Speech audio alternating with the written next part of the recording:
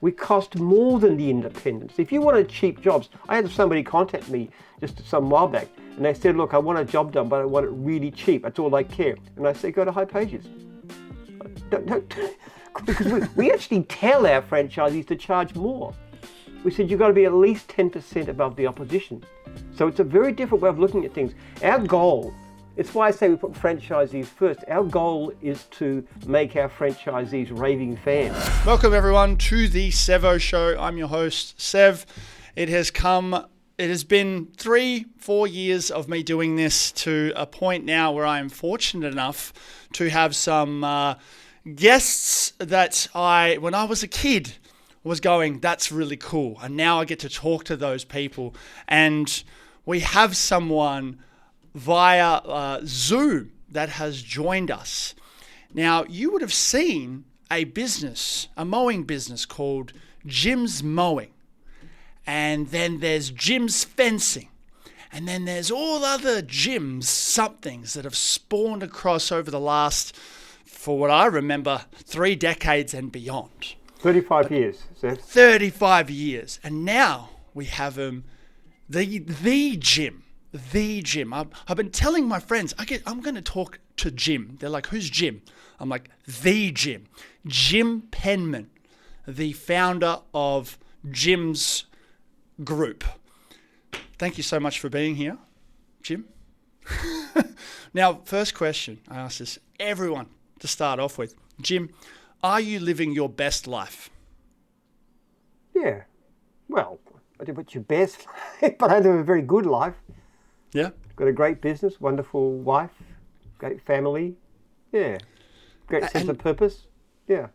How long have you been married to your wife? 23 years.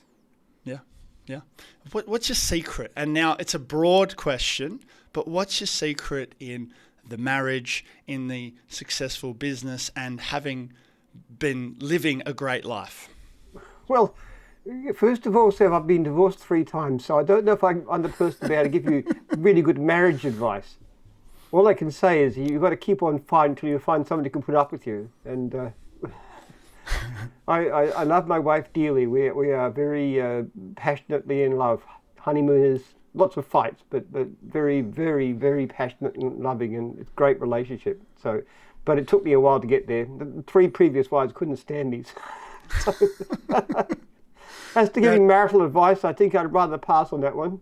Okay. Well, just whilst we're here though, is growing a business, finding the right business model, maybe even the right business people or business partners, is it similar to finding the right partner in a relationship that's more intimate?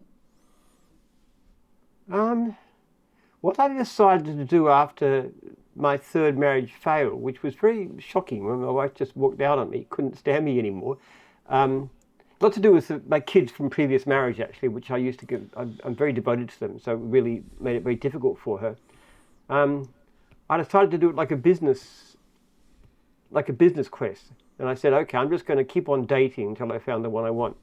So I treated it like a business system rather than a recreation. I just said, okay, what do I need to do? What kind of person would suit me best? So I set up a sort of a criteria, and I just dated, and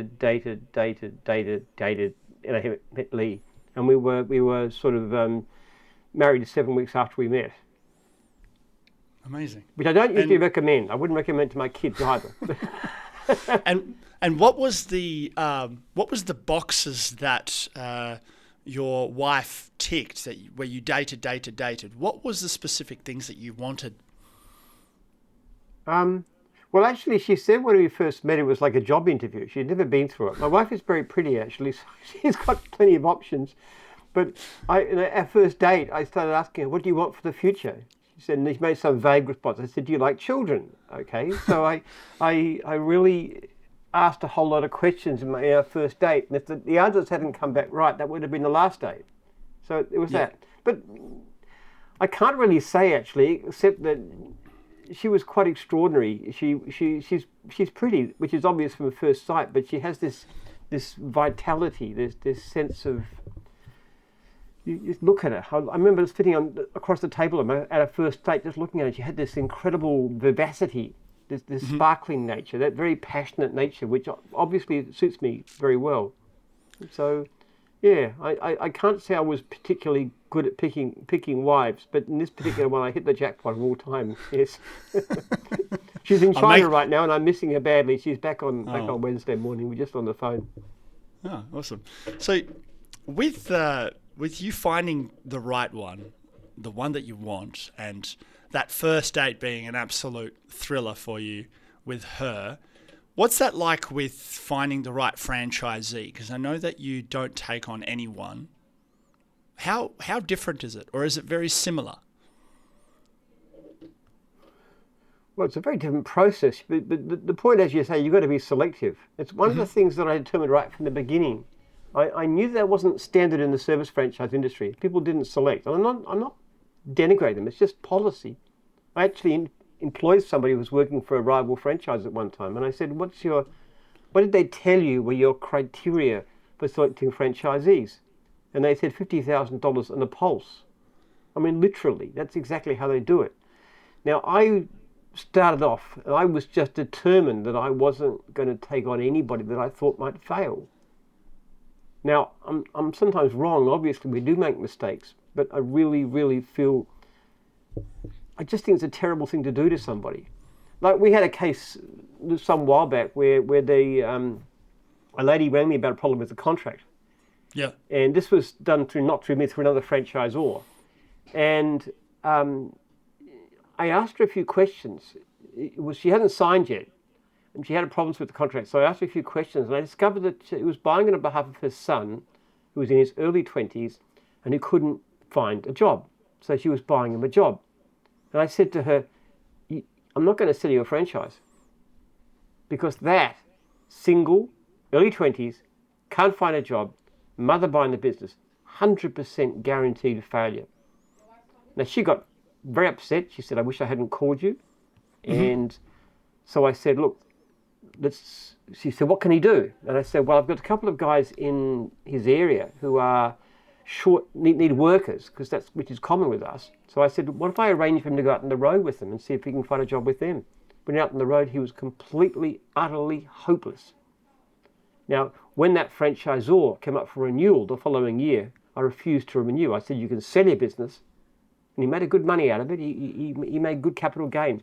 But that was like the final straw to do a thing like that, to sell to a person who had no reasonable chance of success. Now, the franchisor would have got the money, but that kid and his mother would have been thrown under the bus.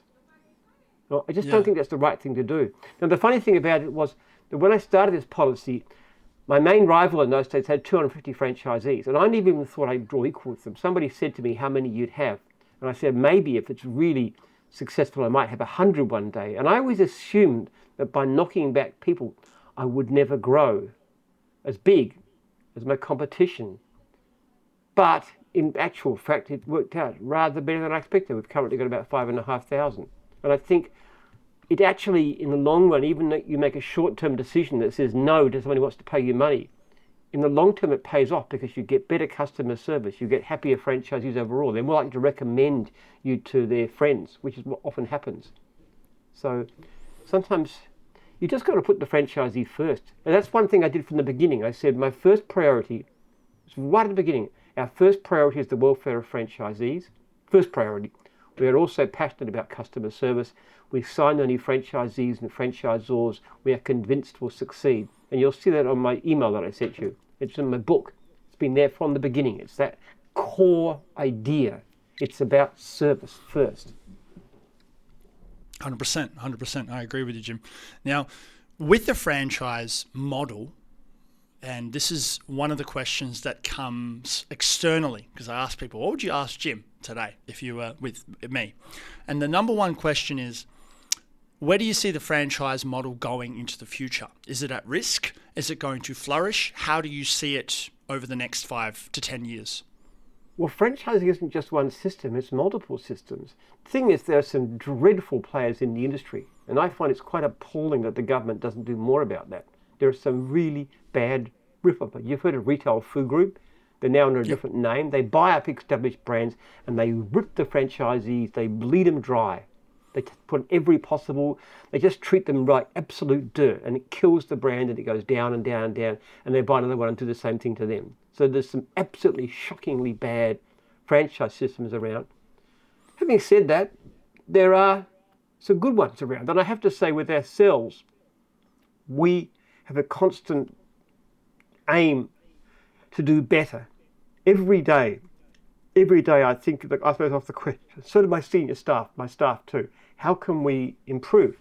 So, for example, one of the things we've done in recent years is we've improved our level of customer service, mostly by using systems of IT, things like surveys and responses and different kinds of ways. I personally handle that. I get involved myself in all that sort of stuff. We're developing more IT systems now. Over the next few months, I expect to see our customer service complaints, which we monitor very carefully.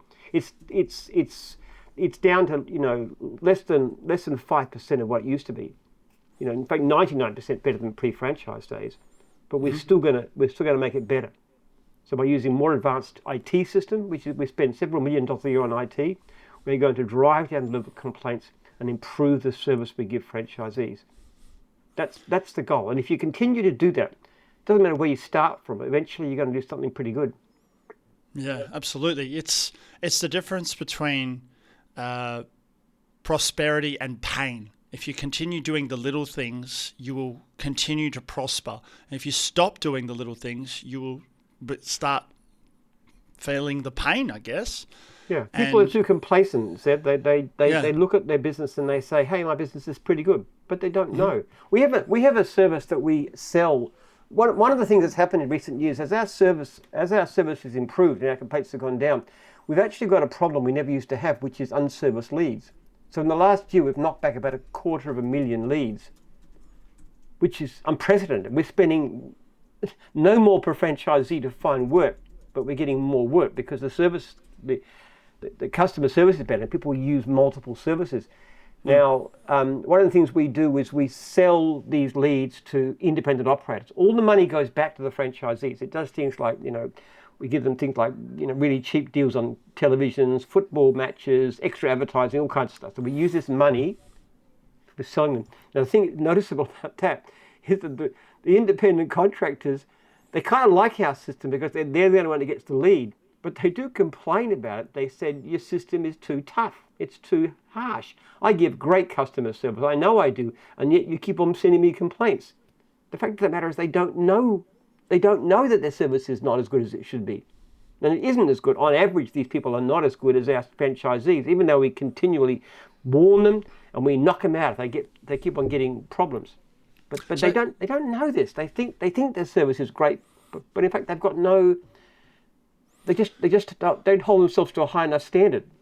So you're telling me that the overflow of leads that your franchisees cannot handle because they're booked out, those leads go to rivals or competitors that you give to them, and those customers end up complaining and they blame you?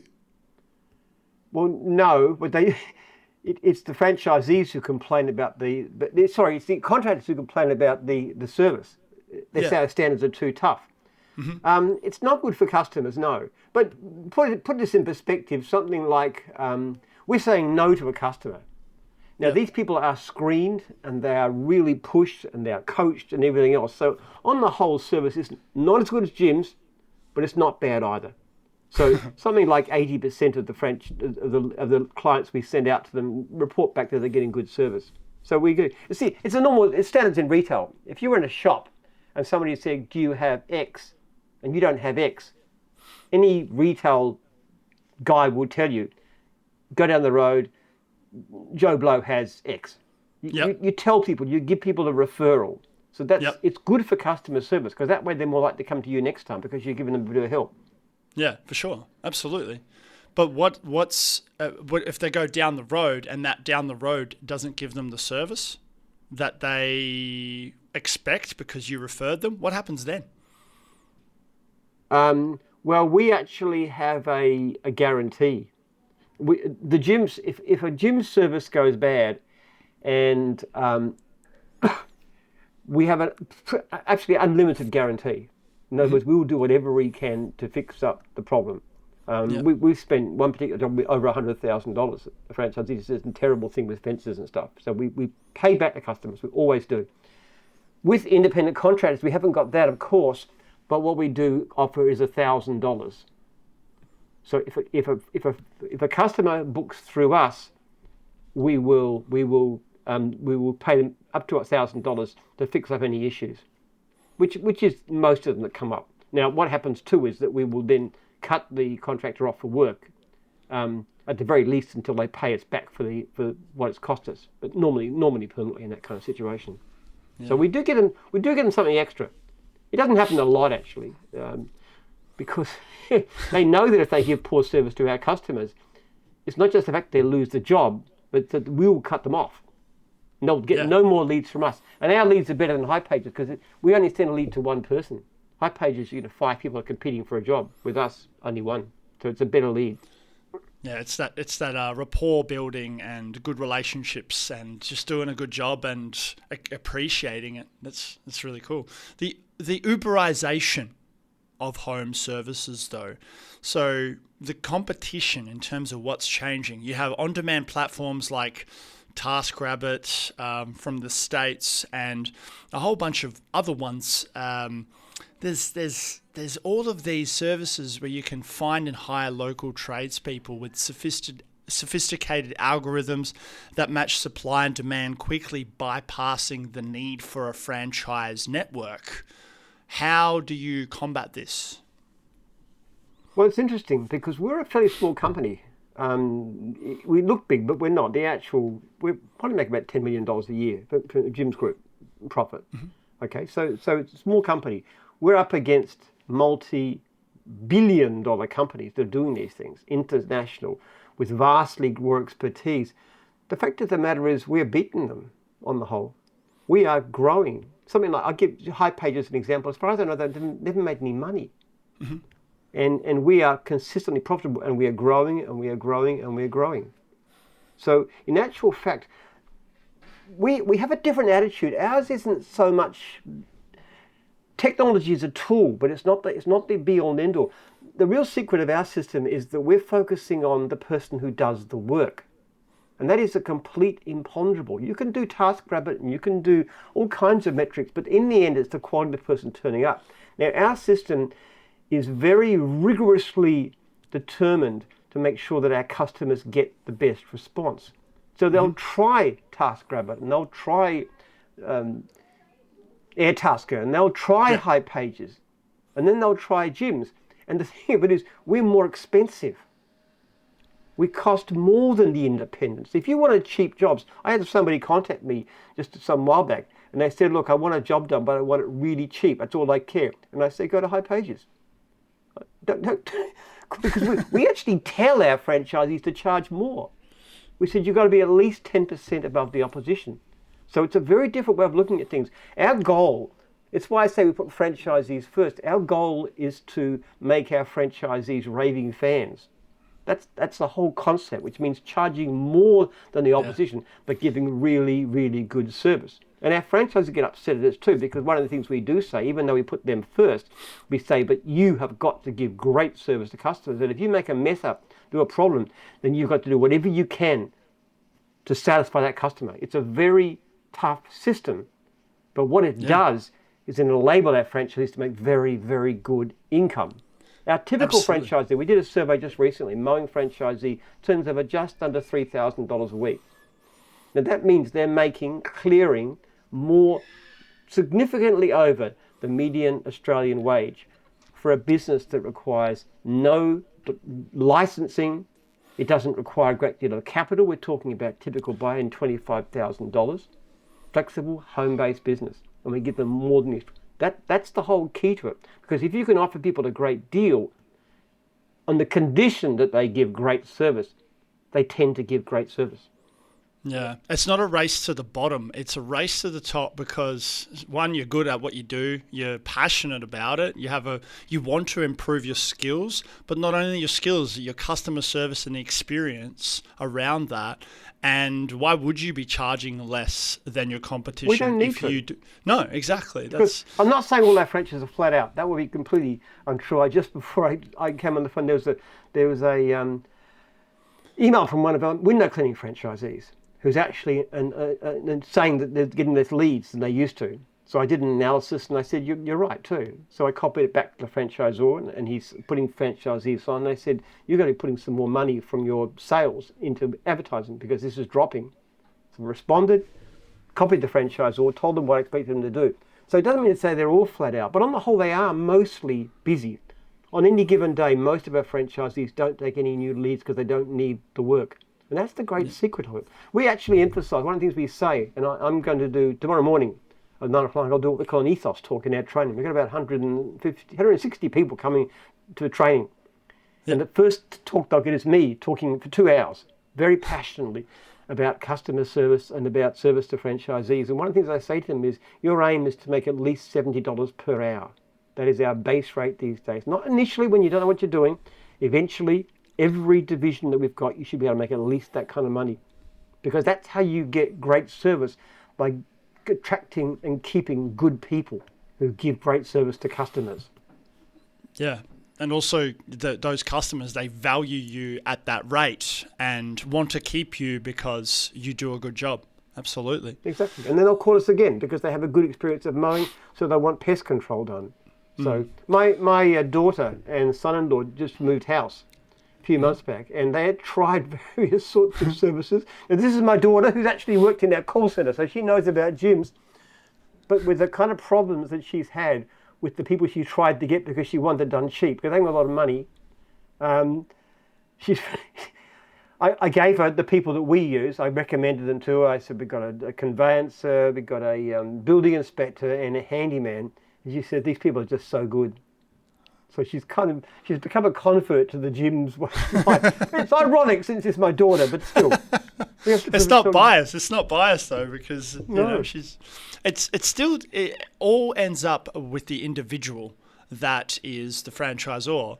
So you've got specialized micro entrepreneurs. So skilled tradespeople can now build personal reputation using social media, customer review sites and digital marketing without relying on a franchise brand. These independent micro entrepreneurs often provide more personalized service and direct communication with clients. Well, the impact on a franchise trades, and here's where you come in. A core selling point of franchises is brand trust and customer acquisition. If an individual tradesperson can build a high trust profile online, like dozens of glowing reviews and verified expertise, the perceived value of paying franchise fees diminishes? Yes or no? How do you feel about that? Well, the interesting thing is, the better you are, the more likely you are to want to use this. And there's a simple reason for that. It's because when you talk about micro entrepreneurs, we have got quite a few franchisees who'll be clearing over $1 million a year. That's not all that micro. No. We reckon, I mean, we call ourselves the Millionaire Factory. We reckon we've created more millionaires than any company in the history of this country. And that's how we do it. Because our system is such that, first of all, we get you busy. Now, that's important in the beginning.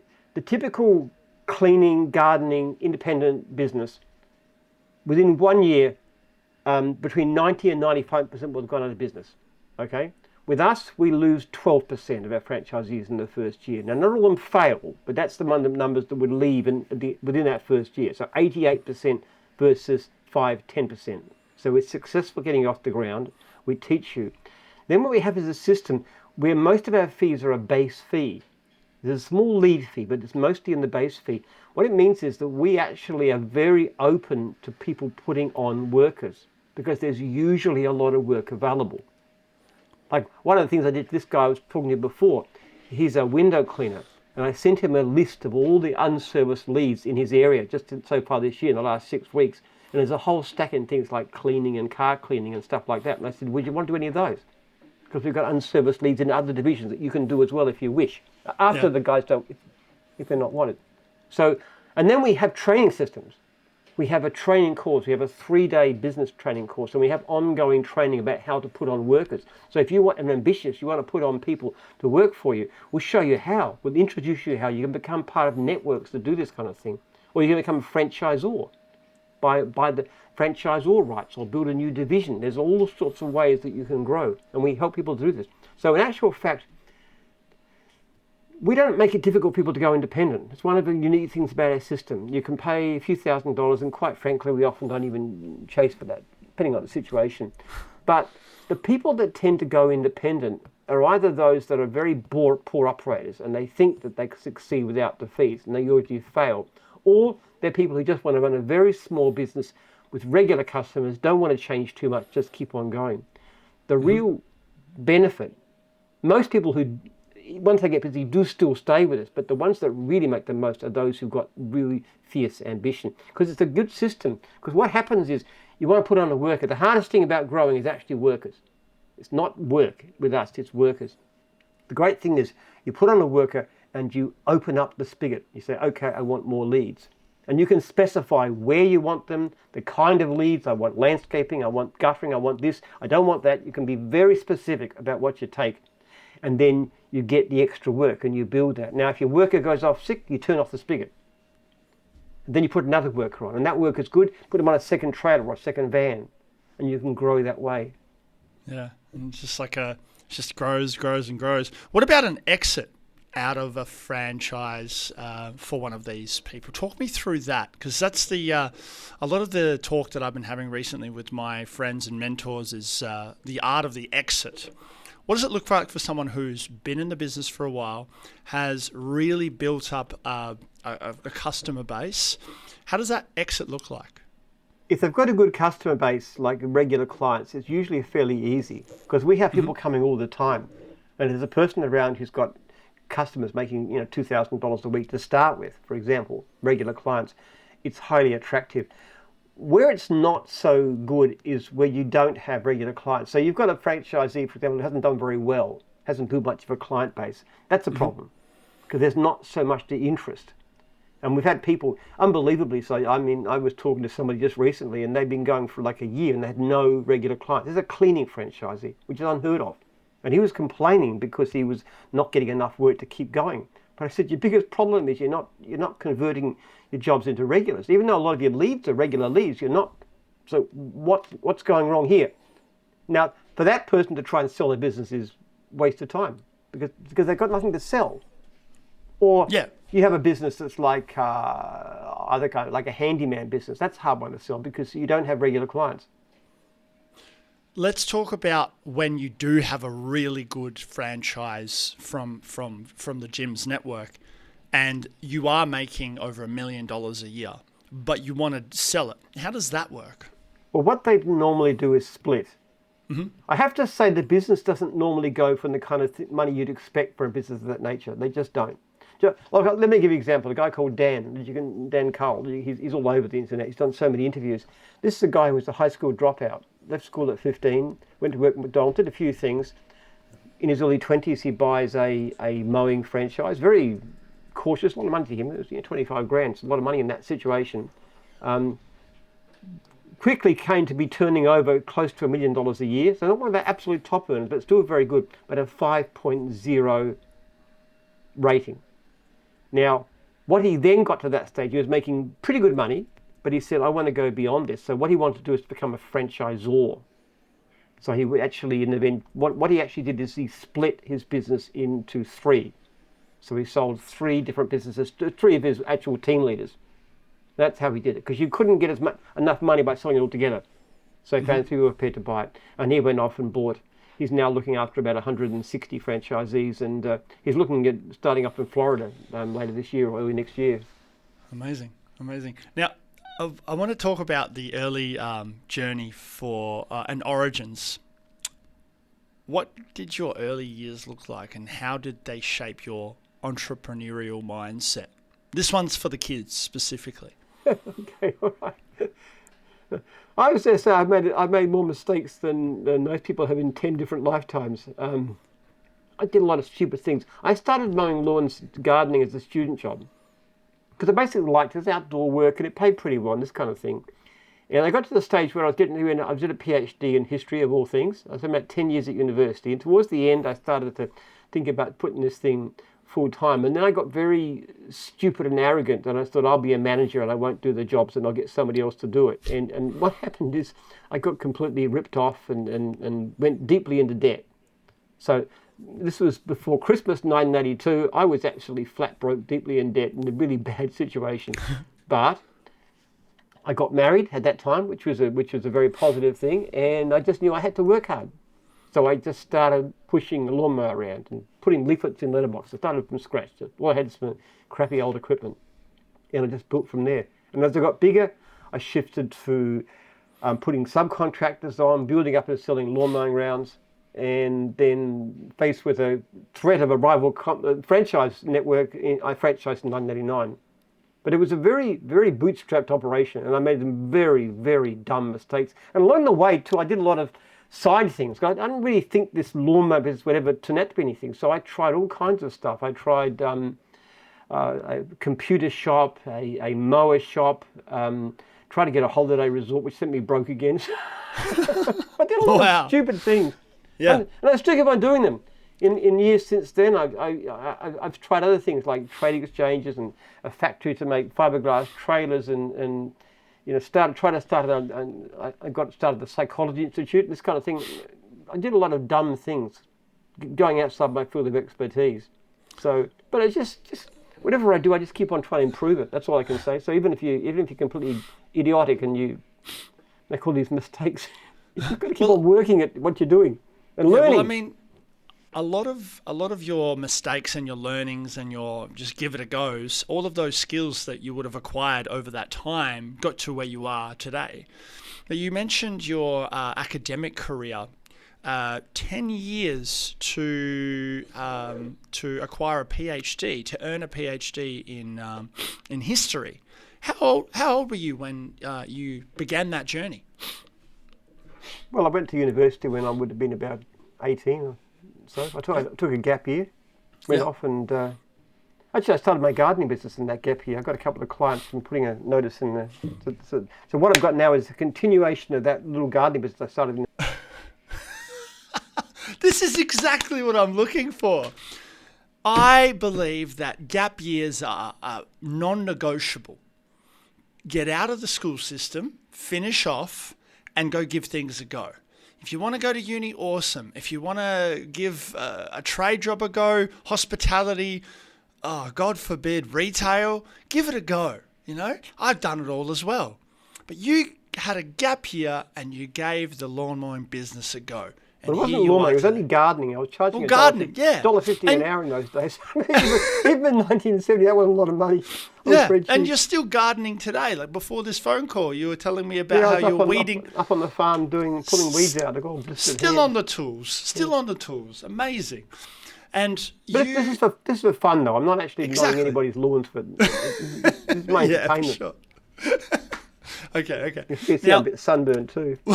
Why did you decide to commit to that PhD though? And the next question after is, what was the specifics of the PhD? Okay, well, the reason I wanted to do a PhD is because I wanted to figure out the reason for the rise and fall of civilizations. All right, just the biggest question there is. I could talk about that all day. Okay, well, the reasons that I'll give you are totally different from anything you've ever seen in your whole life. I'm excited. All right, okay. So I started out studying history, trying to understand what's going on. I was very impressed by Thucydides, the Peloponnesian Wars, and I was interested in the decline of the Roman Empire, this kind of stuff too. But as I did my PhD, I sort of came to the conclusion that it really wasn't anything. It was a biological pattern that we were looking at. There's something about human biology that makes civilizations work, and it's human biology that makes them come unstuck. So I came to the end of my PhD. I thought I'd have an academic career, actually. That was my intention. But I came to the end of this thing and I had this wildly unorthodox theory, which wasn't even properly history anymore. It was all cross-cultural anthropology and psychology and a bit of biology and all kinds of stuff. And so I realized I had no prospect of a job. But I did want to continue with my studies, but also because all the implications of my theory were in terms of biology, I knew I had to set up a research institute in the sciences, in the biological sciences. So I had to become rich. So that's kind of the basis of what I did gyms for. So, sometime later after I started the franchise, I started putting some money in it. I found an academic at La Trobe University who was in this area, and I started funding it. Originally, it's $250,000 a year. We're now spending about $3 million a year, still with La Trobe actually. And I've got a research team which is really getting some very exciting results. Amazing. So the whole, this is fascinating. The specific part of this, and where I am in my career in navigating through entrepreneurship, building a studio, building a company myself, I started all of this and having employees, hiring employees, because eventually I want this company to be self-sufficient so I can go back to my personal brand and then just grow that, because the sustainable company that is just going on its own and giving me director's fees, which is just to supply my, I guess, lifestyle, which is quite frugal, and to be able to become my own client of my own company. I feel like there's similarities there in wanting to go, right, I need to become rich so I can continue doing my personal brand without having to compromise and sell out by collaborating with some crappy brands that I don't believe in. So it's really inspiring, Jim. Well, let me tell you though, trying to get a passive income from the business is a lot harder than you might think. I'm involved very deeply with my business. I give my direct phone number, personal phone number, and email address to every one of my franchisees. And they contact me anytime, daytime, evenings, weekends, holidays, anytime at all. And what's your phone like during the day?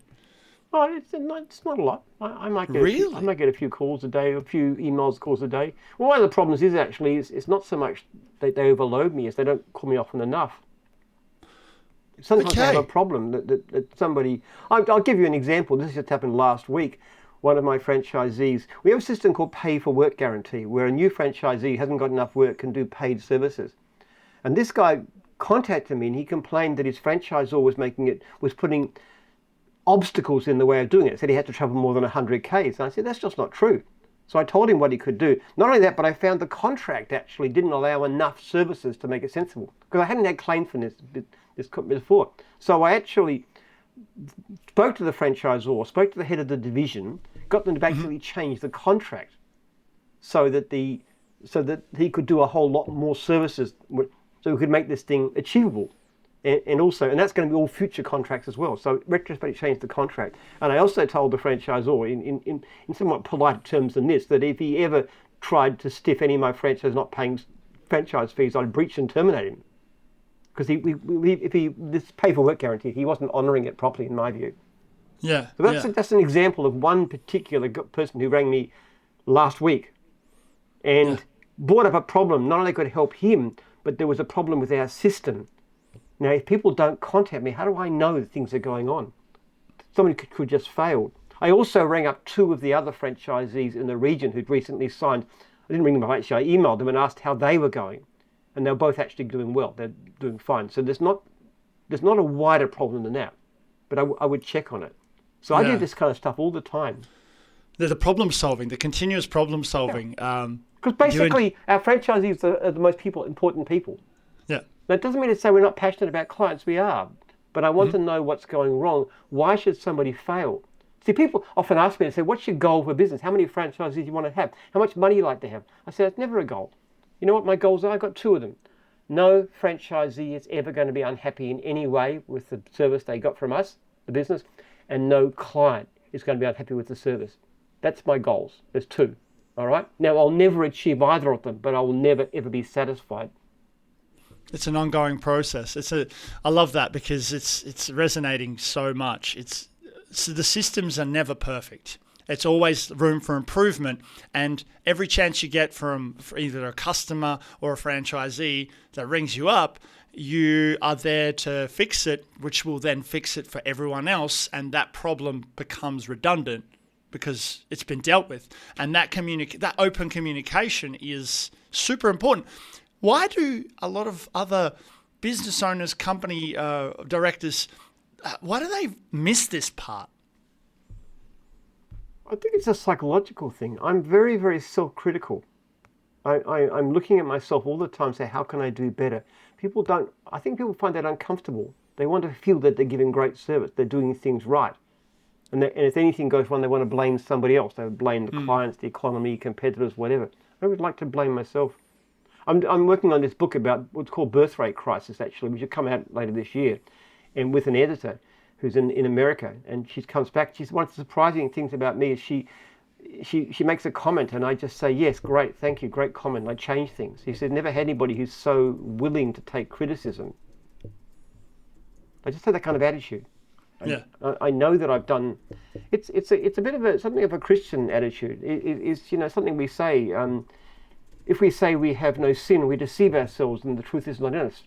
But if we confess our sins to God, He is faithful and just to forgive us our sins and cleanse us from all unrighteousness. It's that sense of humility, that sense that we're never ever as good as we should be. We can always do better.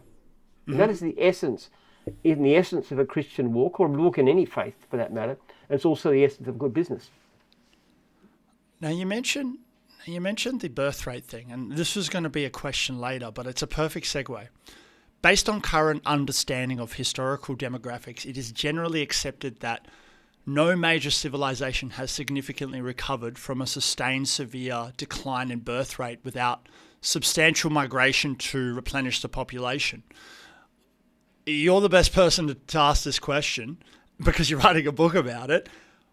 What do we do as human beings to turn this around? Sorry to interrupt one last time. This is actually a sponsored post. If you need to run ads for your service-based business and you don't know how, there is one agency I would trust in the entire country and the world probably, Where You, spelt W-H-E-R-E and then the letter U.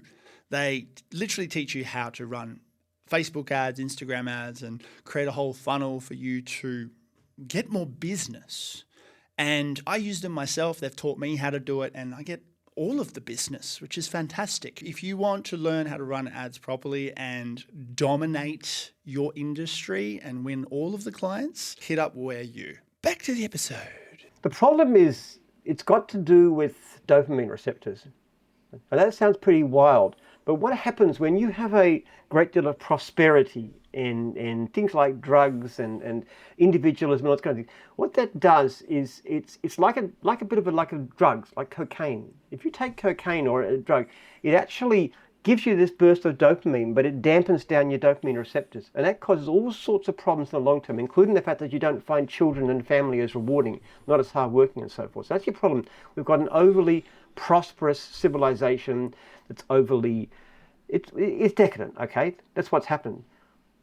Now, as individuals, what we do is we try and live a more austere lifestyle. And there's various ways to do that. Like you don't drink, you don't take drugs, you don't try not to overeat, you focus on join a church, religious community is a great way of doing it. You try and subject yourself to the will of a community, the will of God, this kind of thing. So you try and make yourself less of a focus on status. So as individuals, we can do that, but it won't be enough. So what you've really got to do is to develop a treatment that actually resets your dopamine receptors in a way that will change character, that will make these kinds of behaviors more attractive. So that's what you need is something that's an epigenetic factor. And that's what we're working on in the research project. We are trialing thousands of different substances. We're doing it originally on brain cells in the small sort of chambers. It's a robotic situation, so you can try all kinds of drugs, because we're looking for the epigenetic pattern that's associated with this food restriction thing. And we have to work out a way to reproduce that. Fascinating. That's... Not your normal solution. But No. The reason that we're changing is because our character is changing. People are different to what they used to be. The young people is particularly different. And the people are less interested in family, less interested in children, less interested in marriage, less interested in work for its own sake, very focused on short-term pleasures, indulgence, whatever, excitement, fun. There's a change in character. It's very visible in every generation. It's going down very fast. And as that happens, the birth rate keeps on plunging, and it will keep on plunging. The only way out of this is to reverse the process, and you have to turn to science. Now, the science of this, which you're researching, and another rabbit hole we can go down, the antidote to this, is it a drug? Is it a mindset from that drug that changes? How does that actually unfold? Talk about the best case scenario where it happens tomorrow. The treatment would actually cause a change in mindset. Yep. You just think differently. You take a person who's like a drug addict, for example. That's a perfect example of somebody who's in really the wrong way down this thing. They've got a very inactive dopamine receptors. So they need lots and lots of dopamine from more and more drugs to try and do it, which makes it worse because that makes your dopamine receptors less active. If you had a treatment that actually basically reset the dopamine receptors, it'd undo it. It'd be like an anti-drug. And this person would then find their character change. So they'd no longer be thinking short term. They'd find work more appealing. They'd find stable relationships more appealing. They'd find family life more appealing. They'd find religious involvement, community involvement more appealing.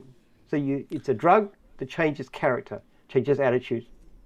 And it would be actually if you developed it, it would be quite easy to have it spread. Because one thing it would do, very obviously, it would make people happier. There is a rising level of happiness, of misery, of depression, of anxiety. The death of despair thing, it's going worse and worse and worse and worse all the time.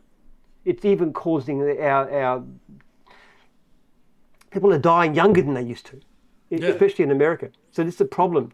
This particular treatment would actually reset people in a way that would make them more interested in community, in friends, in family, the kind of things that make life worth living. I didn't think talking to Jim Penman about psychedelics was going to be on my... Psychedelics, not exactly. No. No, I know you're not talking about psychedelics. I'm about to talk about psychedelics. I've been reading some stuff about it, saying psychedelic therapy has been shown to help achieve significant improvements in mental health in a relatively short period. Has there been much exploration in that department from your research at all? Look, there's a lot of things you can do at the fringes that may or may not help certain kinds of people, but these are very trivial by comparison with what we really need. You're trying to stop an avalanche and you're chucking pebbles at it. I mean, it just doesn't have any meaningful impact on this disaster that we're facing. This is something that's happening. It's a result of our prosperity. Our very success is destroying us. Happened before in the past, but never as badly, as strongly as this. You have to have something more fundamental and basic. We have to be able to do this. It only really is. It's not even that big. To actually develop this thing wouldn't be. My research head reckons $200 million would do it. So we're making whatever start we can. Hopefully, we'll produce treatments that can be actually. Because when you want to develop treatments, I couldn't afford to do it myself. You'd have to find drug companies and stuff to actually take that on and do the trials and so forth. They cost massive amount of money, but it's quite achievable. The researcher that gets he's a professor with it. He's a very, very capable researcher. He was running a research program into looking at cancer, which employing about 100 people. So that's his previous job. So he's a very high-level academic, and he's now focusing on this, and he thinks it's quite achievable. It is quite achievable. I believe we are super close, but also there's the topic of big pharma. There's the topic of all these industries that profit from people being sick, and doing the research that destroys that industry, which is a good thing because nobody's sick anymore. Why do you feel like we're really turning the tide here as a civilization, or do we still have a lot of work to do? Oh no, we're going downhill fast, so we're really in big trouble. It's far worse than people think. People worried about the fertility crisis now. You wait 10, 20 years, it's going to be so much worse than it has been. And that's obvious if you look at the attitudes of the youngest generation. There's only one possible solution, and that's the scientific one. We've got to understand the epigenetics. But the interesting thing about it is, for the first time in human history, it is possible to do something about it. Because basically you're talking about, do you understand what epigenetics is? Yeah, it's the study of how your environment and behaviors change and how your genes work. So effectively what epigenetics does, if you think about a genome as a whole series of little tiny taps spitting out proteins, that's how they work. What epigenetics does is it turns the taps on or off. It changes the way your genes function. If we could, the greatest possible solution to this would be direct epigenetic manipulation. And one particular way to do this would be through CRISPR, which is the new system where you actually have targeted methods. You actually say, I want to change that particular gene here in this way. If you understand the epigenetics enough, and we are got a pretty good understanding of what the epigenetic changes we want are, then you've got to work out a way of getting into the cell and making those precise changes. Now, if you could do that, the effects would be absolutely phenomenal.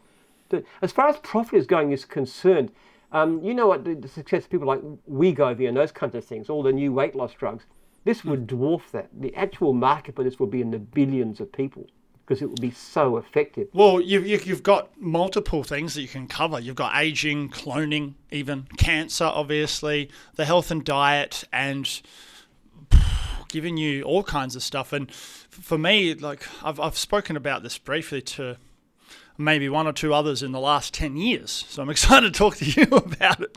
I have a science degree and I really, really enjoyed the biology part of it. Learning about plants and animals was really exciting for me. And the bit that I was really interested in is the design a baby talk. It's like, okay, how do we design a baby? Why do we want to do it?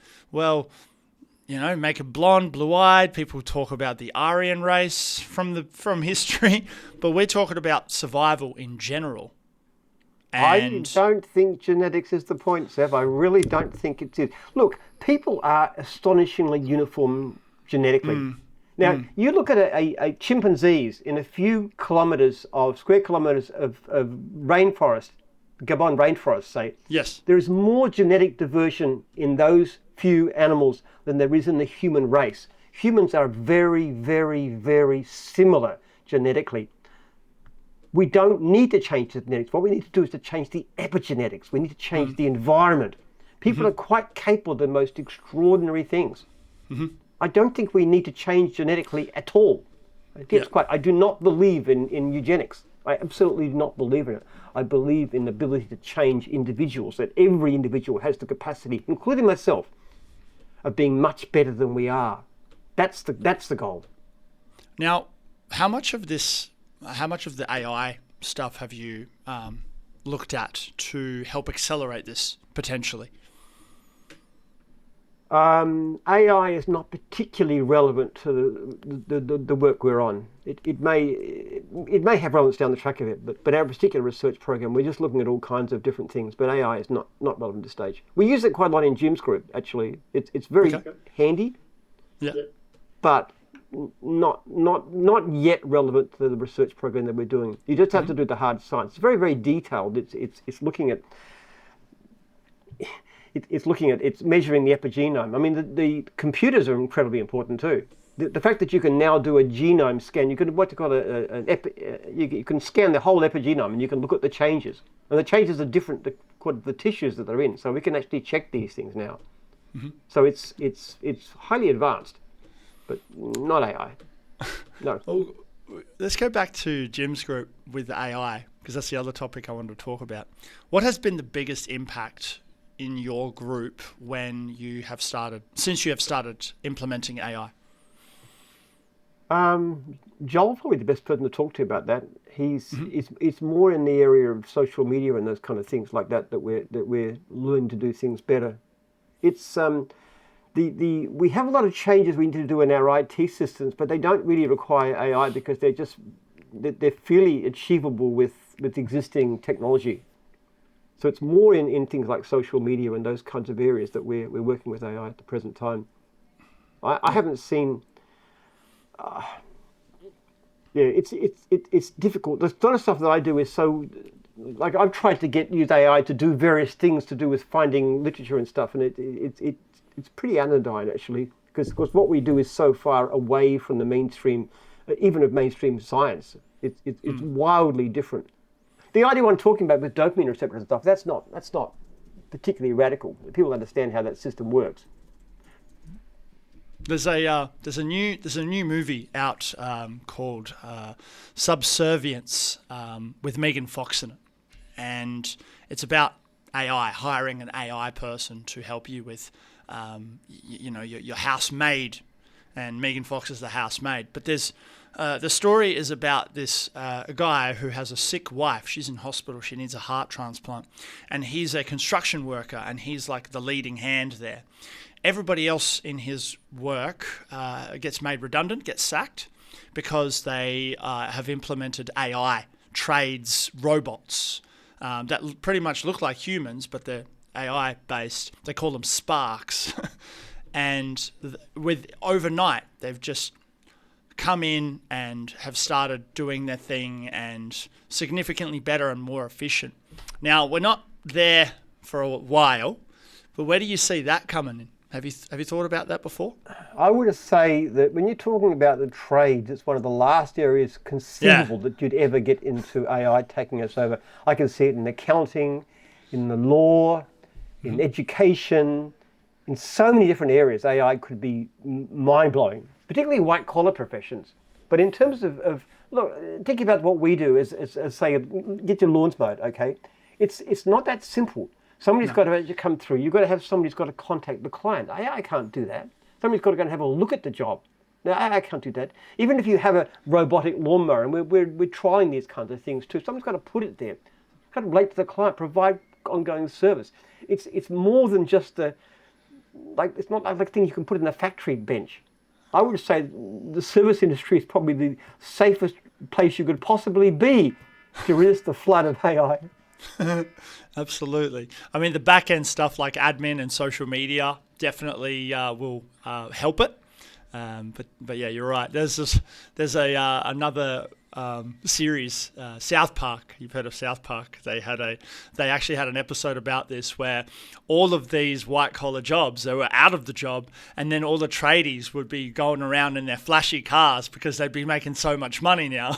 They're all just like, yeah, cool. Oh, the tradies, it's a good place to be. I've been doing a thing. We did a media release, and we're talking a lot of places about the fact that young people should not be considering that going to university is the only thing in life. Get a trade.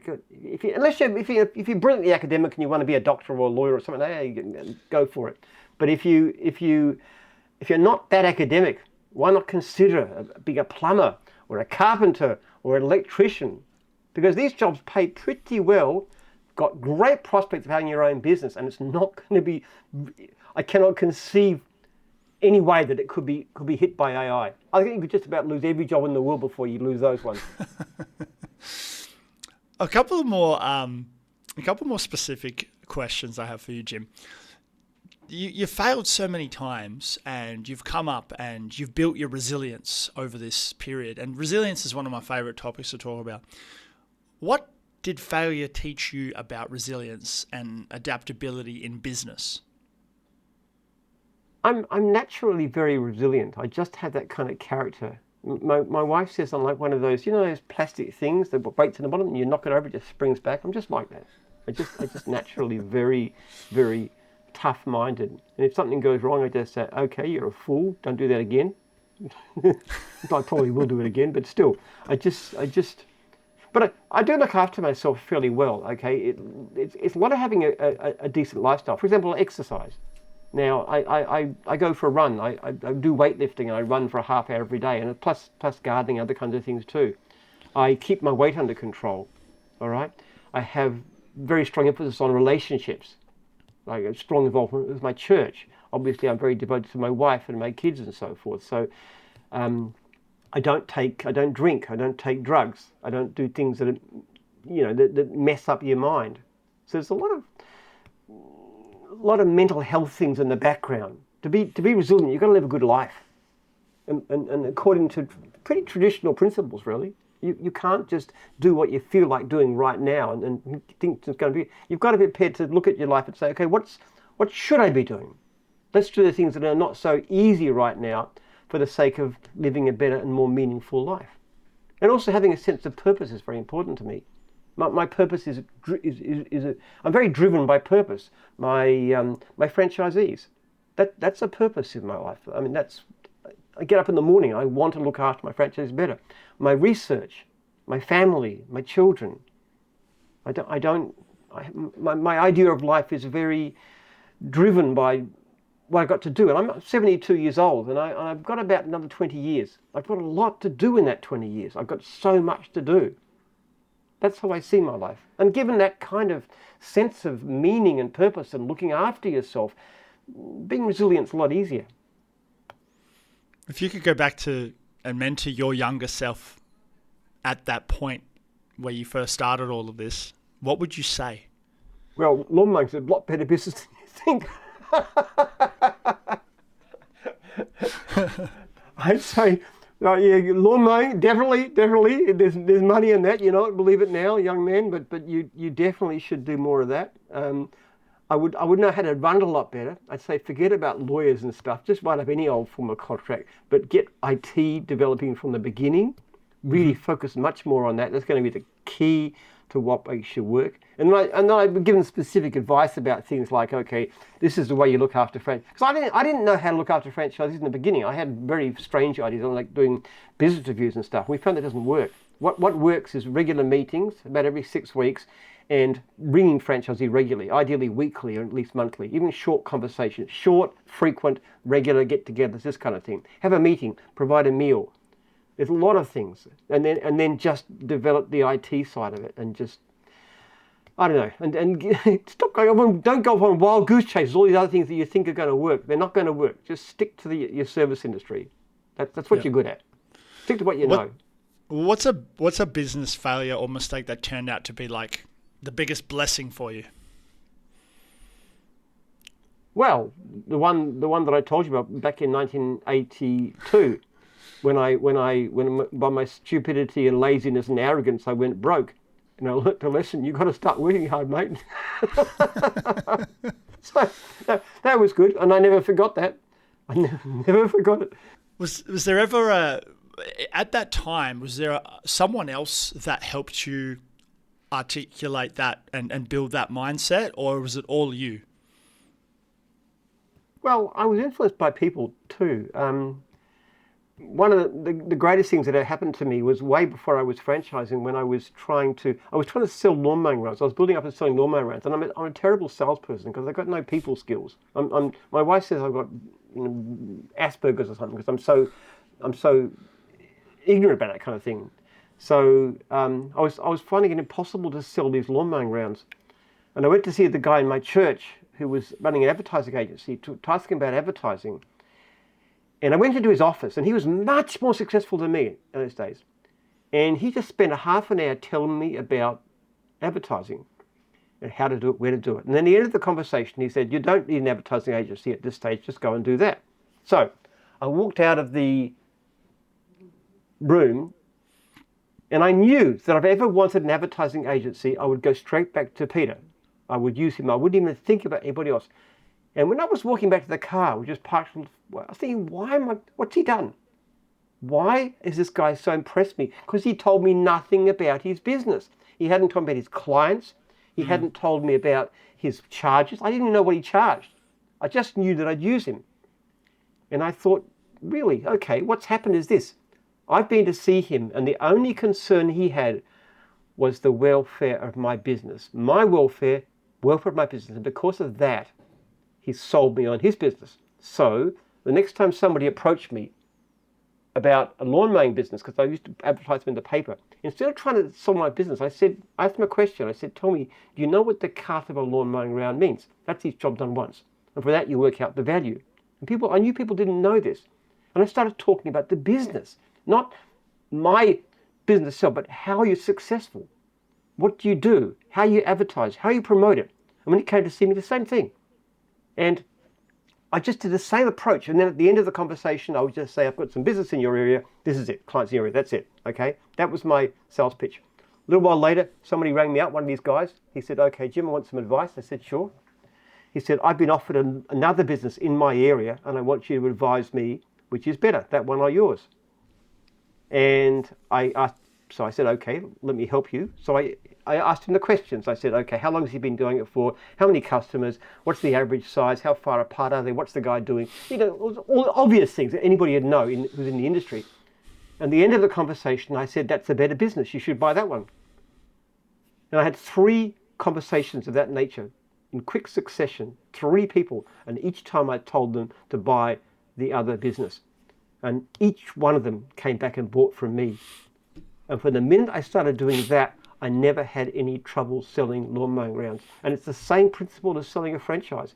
You're looking to the interest of the person, which is why if a person is not suited to be a franchisee, you must say no, because you're interested in their welfare. Yeah. It's the same with service-based businesses, franchise or not. With my wedding photography, I turned it around. It wasn't really on the way down ever, but I really started to exponentially grow when I said to my clients or my couples who were saying, the first meeting we had, and I hadn't closed them on the wedding yet. I said to them, you're going to be shopping around for other photographers. Fair enough. Here are the 5 things that I would ask them to ensure that they're the best fit for you. And then I would go on my rant and then say, okay, let me know if you have any other questions, and let me know if you have any other problems that you need help with right now. I will help guide. I had no expectations. I was super stoked to just help and just get more experience, more repetitions, to then maybe 6 months later, even if they didn't book me, saying, hey, Sev, that advice you gave us, even though we didn't book you as a wedding photographer, was really good. Thank you so much. By the way, we wish we hired you as our wedding photographer because the other guy was shit.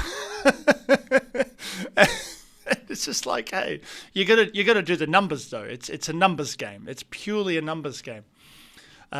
We call that approach selling by not selling. Yeah, exactly. Selling by not selling. But also, if you are getting into a business, whether it's a trade or a product or selling or something online, my biggest thing, and I want you to expand on this because you have more, is do you really like doing it? Do you really enjoy doing it?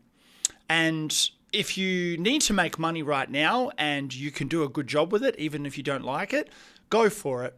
But ultimately, do what you love doing. What do you think? Oh, no, totally agree with that.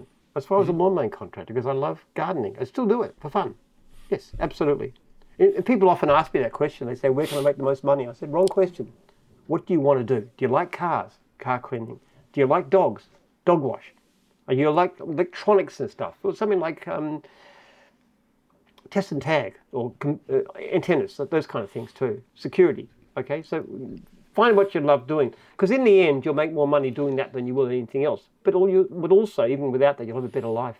You just enjoy it. Yeah. Absolutely. Money should never be the number one criterion. It really is a pretty poor aim. It should come out of other things that you do. You do something worthwhile, you do something that you love, you do it as well as you can, the money will flow in somehow. Mm-hmm. What's the most unconventional but powerful piece of business advice you can give? All the best decisions I made in life were decisions I made against what I thought was my own self-interest. Really, you do things because you think it's right, and it turns out to work better. Even it's very surprising. Like giving away those three buyers. I thought I'd lost them. I had no concept. In fact, but I was right. Based on what they told me, that was a better business. So that's the most unusual thing. Just do what's right. Look at the interest of the person you're dealing with somehow, and it'll come out good. Yeah. And I'm pretty tough too. It makes me sound like a bit of a marshmallow, doesn't it? But I take a very hard line with people too. If you've got a franchisor who's not looking after one of my franchisees, that can be quite brutal. I mean, really, very, very upset. Or a client that's being let down very badly by somebody. There's consequences to that. So I can be very tough about it. But you've always got to do what's right, and just keep that in mind. Yeah, absolutely. I want to go back to the your book, the declining birth rate. I speak about Elon in a way that he built PayPal and sold it, and then took that money and built the next companies like Tesla, SpaceX, the Boring Company, and also the one where you put a chip in the head. No, Twitter, which he's destroying, but yes. Okay. Now, he's literally aiming to occupy Mars. I call that the Mars landing. Now, all of us Earthlings who are not aiming to get to Mars, we have our own version of our Mars landing.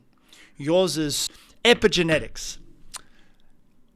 How does someone go for their Mars landing? How does someone set their Mars landing, where most of the young entrepreneurs right now are just wanting to start a business or make some money? That's, I guess you can call that their moon landing for now.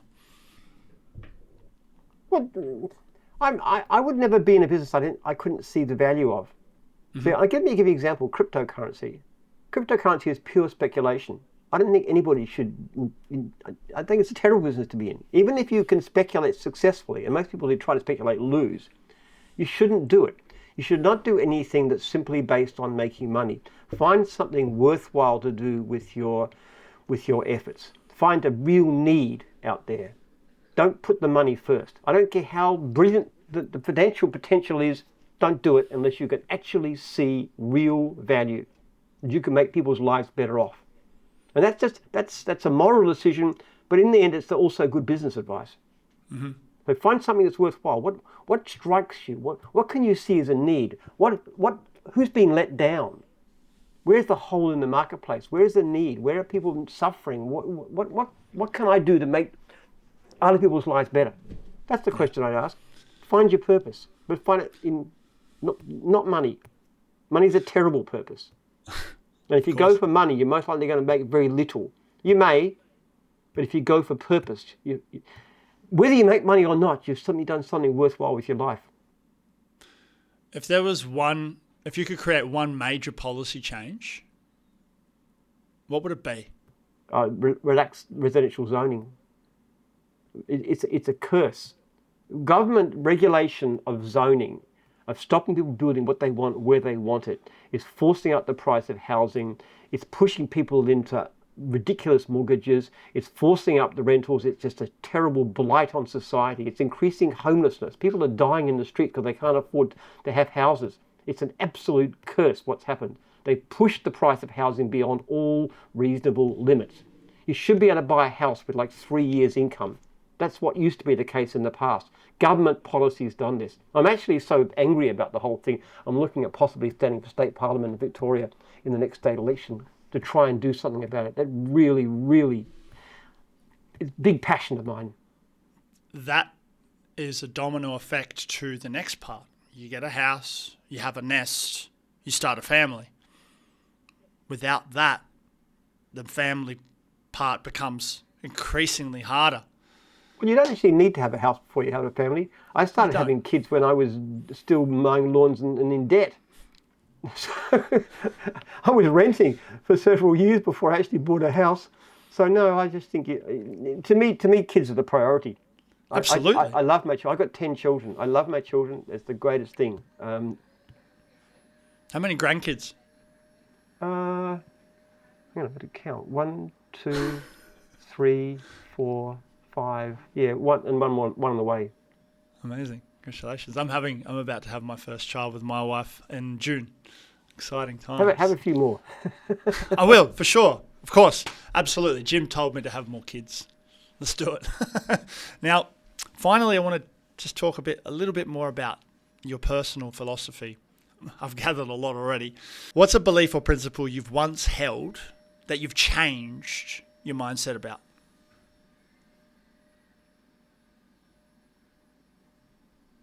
Well, I don't know. When I was young, I loved Ayn Rand. I adore books like Atlas Shrugged. I still think it's a great novel, but I think it's about the most obnoxious and evil philosophy you could possibly have. So I'm quite different in that way. Yeah. I think the virtue of community and caring, selfishness is the opposite of what we need. So that's one thing. Other things too. Look, I've got strongly traditional values and principles, but I was very strongly against same-sex marriage for that reason. I think differently now. I think people should stay with an intimate partner, and they shouldn't sleep around and stuff. But if people are really minded that way, I think a same-sex hookup is a lot better than just being out there being promiscuous. Those are examples. Well said. I've changed my mind a lot about a lot of things. I've changed my mind more in the last 5 years than I have in any time in my whole life. I'm just always changing my mind about things. I probably read 2 or 3 books a week or listen to. I'm obviously always hearing new things. It's one of my last questions. What is the book that you recommend any young entrepreneur read? 7 Habits of Highly Effective People, which is Stephen Covey. I love that one. Recommended one of my daughters, actually. That's brilliant. It talks about character. I don't like the Dale Carnegie thing, which is all manipulating people. 7 Habits is about being the right kind of person. I've read the couple, and I'm going to listen to it again fairly shortly. That's number 1. Also read my book. That's good. It's a practical story, but there's so many good books actually. If anybody's interested, they can email me, and I'll send them a list of all my favourite books. There's about 50 of them in all kinds of different areas. Or I'm down. First, I'll put my hand up straight away. Yeah, I'll send it to you. Just send me an email. I'll send you. All right. Quick fire round. So short answers only. This is the topic is entrepreneurs. How do you deal with difficult business-related news that directly affects you? Well, you're talking about in the public sphere. Mm-hmm. It doesn't affect us very much, actually. We're not too affected by government policies because we're sort of at a different level. Mm-hmm. If anything, I think government should be more active in terms of shutting down or do something about very poor franchisors. So, in a sense, surveying franchisees every year and publishing the results, that kind of stuff too. I've always talked about it. I think what they do is pathetic. They get very angry and upset at the way people get ripped off by people like Retail Food Group. But how things affect me, I don't know. I mean, the thing that affects me is I suddenly find I got $1 million tax bill I didn't expect. That's not very nice. But I have to say, if I get $1 million tax bill and I didn't expect to pay, and one of my franchisees is failing, the franchisee upsets me more. I just pay the tax bill. Yeah, I got to do it. But yeah. I can never get accustomed to anybody failing. It just upsets me, and it happens. It'll keep on happening. Do you miss anything about being an employee? I've never been an employee, actually. I think the last time I had a job when I was 18. I worked as a barman, drink waiter for a while, and I wasn't very good at it. All right, last one for budgeting, for finance. How do you keep your spending targeted and on track? Well, I'm incredibly scungy. I mean, I'm really a miser. I mean, so I just naturally don't like spending money. If I go to the supermarket, I'll always look at the bottom shelf. Where's the no-name brand? Come on. My wife objects. She says, it's not so good. I said, it's good enough. Get the Coles brand. That's good enough. So I'm just a naturally tightwad. So I like to save money. If I go in the house, I'll switch lights off. This kind of thing too. I just do that. Oh, I'm the same. My mum brought me up. She's just like, Sev, come here, and it'd be across the house, and I'd get there. Yes, Mum. What is it? Turn the light off.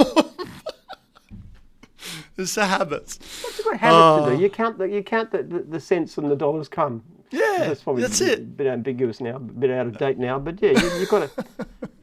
You just don't spend money at all. I just think it's immoral to spend money on things that are not necessary. I mean, I just don't spend. Like my these shoes that I'm wearing.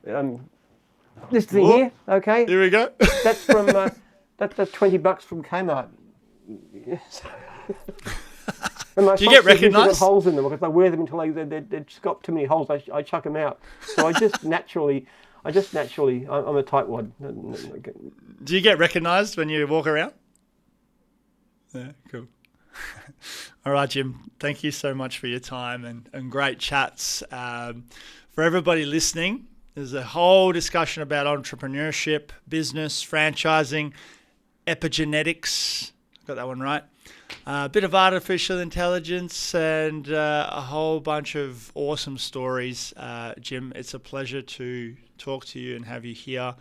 And I look forward to seeing what's next. If there's one Jim's something that you could open next, what would it be?